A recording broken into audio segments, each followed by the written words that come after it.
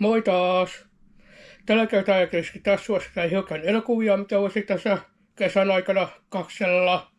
Eli tällä kertaa tuli mielestä tämmönen kauhuaiheinen elokuvasarja.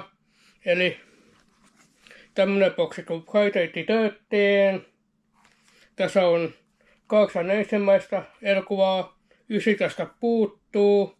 Se on Suomessa aika hoivainen elokuva, mitä ei kovin usein tule nähtyä markkinoilla. Ja sitten on tämmönen kuin Jason X. Täällä kanssa on tuo samaa sarjaan. Eli tämmöiset elokuvat. Oletko nähnyt jonkun näistä? Varmaan olet. Aika moni on varmaan nähnytkin.